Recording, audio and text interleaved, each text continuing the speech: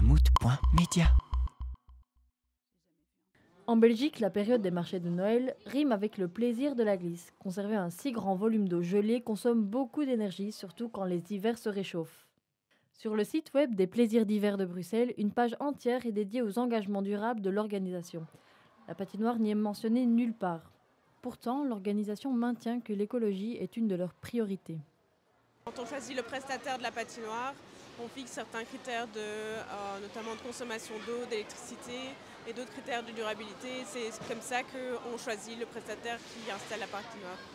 Des critères dont l'efficacité est compliquée à évaluer, car nous n'avons su obtenir aucun chiffre. La ville de Bruxelles n'envisage d'ailleurs pas de se séparer de sa patinoire de glace de sitôt.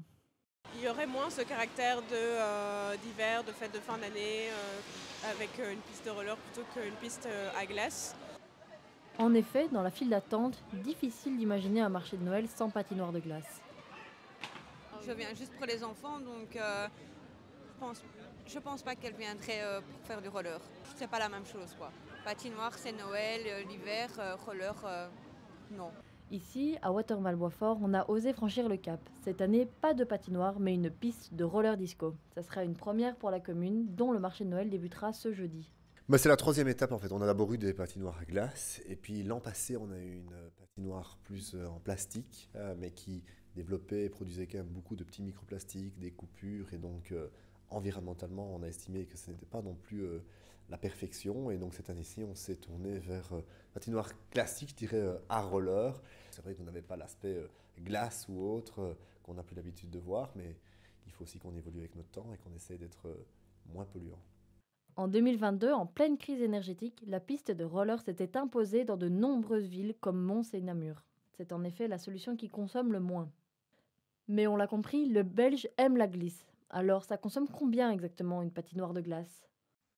Pour l'électricité, on considère qu'en général, on est autour de 3500 kWh par personne, enfin plutôt par ménage par an pour une famille.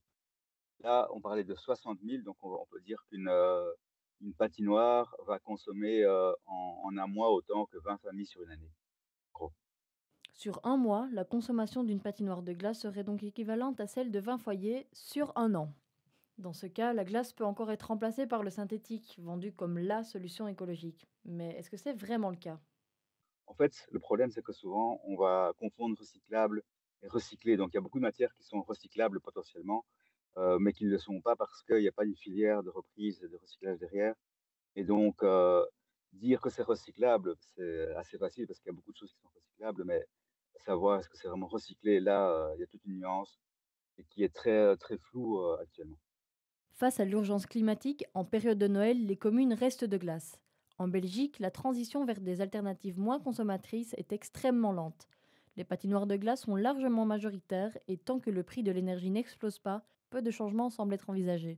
Mammouth.media. Mammouth.media ? Tu connais pas ?